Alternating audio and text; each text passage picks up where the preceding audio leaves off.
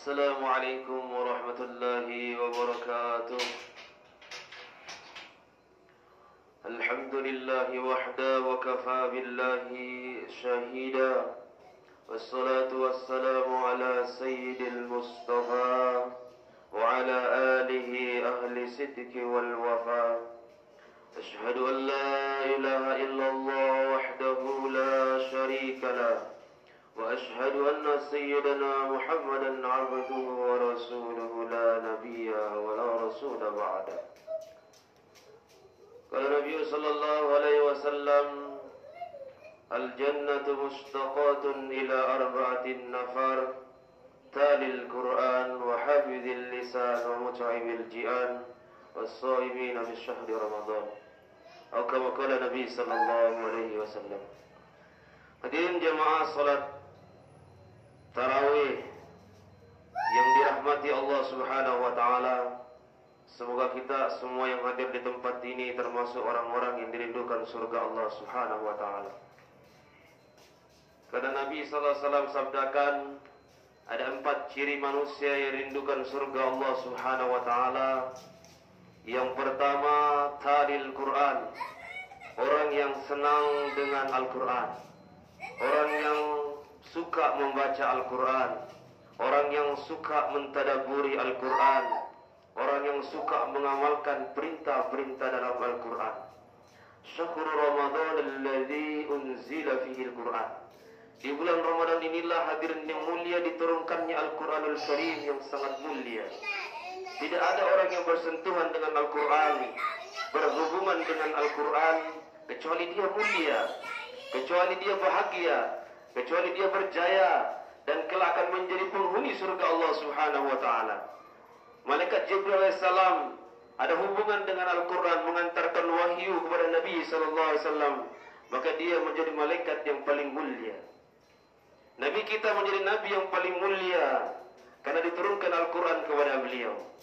Siapapun hubungan ada dengan Al-Quran, mau dia anak-anak, dewasa, remaja, orang tua, maka insya Allah di dunia dimuliakan, di akhirat dia akan berjaya menjadi penghuni surga Allah Subhanahu wa taala. Nabi SAW kabarkan, anak-anak kita kalau menjadi hafizul Quran, menjamin 10 keluarganya masuk surga Allah Subhanahu wa taala. Ini manusia yang ada hubungan dengan Al-Quran, maka dia dimuliakan Allah Subhanahu wa taala. Maka ciri-ciri hadirin mulia, bila kita ini kelak nanti akan menjadi penghuni surga, kita senang dengan Al-Quran. Jika kita bentar buka Quran, bentar daripada baca Quran. Walaupun kita punya HP, kita kasih aplikasi Quran, biar kita bisa baca Al-Quran. Talil Quran, man qara'a harfan min kitabillah falahu bihi hasanah. Barang siapa yang membaca satu huruf daripada kitab Allah, yakni Al-Quran, falahu bihi hasanah, baginya satu kebaikan. Wal hasanatu bi asyri amsalihha, maka satu kebaikan tadi Allah kali 10 kali lipat. La aqulu alif lam mim harfun, walakin alif harfun wa lamun harfun wa mimun harfun. Jadi Nabi SAW katakan, aku tidak mengatakan alif lam mim itu satu huruf, tapi alif satu huruf, lam satu huruf, dan mim satu huruf. Maknanya 10 kali 3, 30. Jadi baca alif lam mim saja sudah 30 kebaikan. Bagaimana dengan membaca 1 juz, 2 juz, 3 juz, dan seterusnya? Berapa kemuliaan akan kita dapatkan? Dan kedudukan kita di surga tergantung bacaan Quran kita nanti di hadapan Allah Subhanahu wa taala.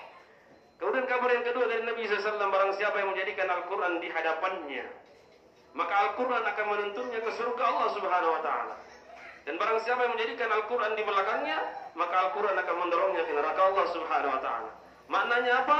Bila Al-Quran dijadikan pedoman hidupnya, Syahrul Ramadan alladzi unzila fihi Al-Quran hudal linnas.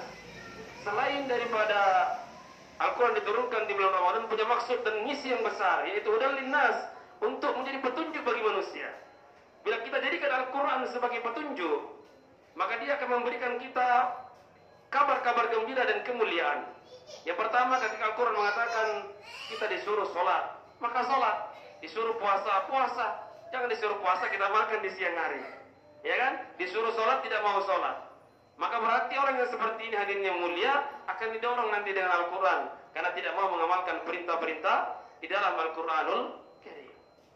Maka penting kita menjaga puasa kita, jangan sampai kita tidak isi dengan membaca Al-Quran. Yang pertama, yang dirindukan surga talil Quran. Yang kedua, hafidil lisan, yaitu orang-orang yang menjaga lisannya. Jadi jangan sampai hadirin yang mulia lisan kita ini tidak berpuasa. Dipuasakan dari menggibah orang, dari melihat keburukan orang. Kita ini disuruh membaca Al-Quran, bukan membaca aib orang. Kita ini disuruh membaca Al-Quran, bukan membaca nikmat-nikmat yang didapat orang kemudian kita iri. SMS kata orang sekarang, senang melihat orang susah, susah melihat orang senang. Jadi hati-hati hadirin yang mulia, puasakan lisan kita. Bagaimana lisan kita ini? Lisan ini berbahaya. Lisan ini bisa membuat orang perang atau berdamai. Lisan ini bisa membuat orang bersatu atau berpisah. Lisan ini membuat ladang pahala kita atau ladang dosa kita.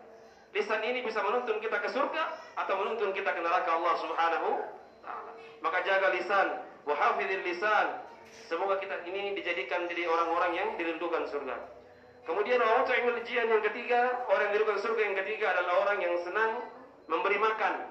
Jadi kalau ada teman-teman kita yang suka traktir, itu tuh calon-calon penghuni surga, Pak.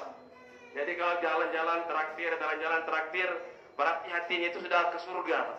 Senang dia memberi, maka insya Allah orang seperti ini hadirin yang mulia adalah orang-orang dirindukan surga Allah Subhanahu. Apalagi bulan Ramadan, kasih orang buka walaupun sebiji kurma, seteguk air, ini akan mendapatkan pahala sama dengan orang yang berpuasa. Jadi kita jaga daripada harta kita sedekahkan, kita infakkan, kita zakatkan agar menjadi berkah dan menjadi penolong kita di akhirat Allah Subhanahu wa taala. Jangan sampai harta kita menjadi musuh kita di akhirat Allah Subhanahu wa taala.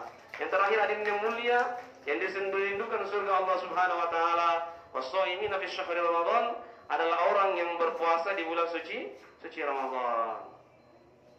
Jadi seluruh amalan Adam ini untuk dia, tak kecuali puasa. Kullu amalin bani Adam lahu illa as-sawm fa innahu li wa ana azbih. Seluruh amalan Adam itu untuk dia.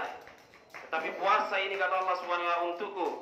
Karena ini amal puasa, amal rahasia, maka kita akan diperjumpakan Allah nanti secara rahasia. Dan orang-orang yang berpuasa nanti disediakan Allah Subhanahu wa taala satu pintu khusus, babur rayyan, yaitu pintunya orang yang berpuasa. Dia akan dimasukkan ke dalam pintu surga melewati babur rayyan, yang tidak bisa dimasuki kecuali orang-orang yang ahli puasa di muka bumi ini. Orang yang senantiasa sibuk menahan hawa nafsunya dari perkataannya, pandangannya, hatinya untuk tunduk taat kepada Allah Subhanahu wa taala. Semoga kita semua menjadi daripada orang-orang yang dirindukan surga Allah Subhanahu wa taala, dan keluarga kita pun dirindukan surga Allah Subhanahu wa taala. Dan mudah-mudahan kita semua istiqomahkan dalam puasa, dalam tilawatil Quran. Jangan sampai berakhir Ramadan ini berakhir pula daripada amal-amal kita. Ramadan syahrul tarbiyah, tempat pendidikan. Bagaimana dia mendidik kita tilawatil Quran, bangun sahur untuk qiyamul lail dan sebagainya. Jangan sampai hilanglah amal-amal kita selepas bulan suci Ramadan, tidak sholat berjamaah lagi, tidak qiyamul lail lagi, tidak baca Al-Quran lagi. Maka sia-sialah syahrul tarbiyah, sia-sialah Ramadan mentarbiyah kita hari ini jikalau tidak ada perubahan di luar bulan suci Ramadan. Demikian hadirin yang mulia, semua kebenaran datang dari Allah Subhanahu wa taala. Adapun penyampaian yang kurang berkenan dari kebodohan kami, sempurnanya mari kita tutup dengan doa kepada majelis. Subhanallah bihamdihi, subhanallah bihamdik, asyhadu an la ilaha illa anta astaghfiruka wa atubu ilaik. Assalamualaikum warahmatullahi wabarakatuh.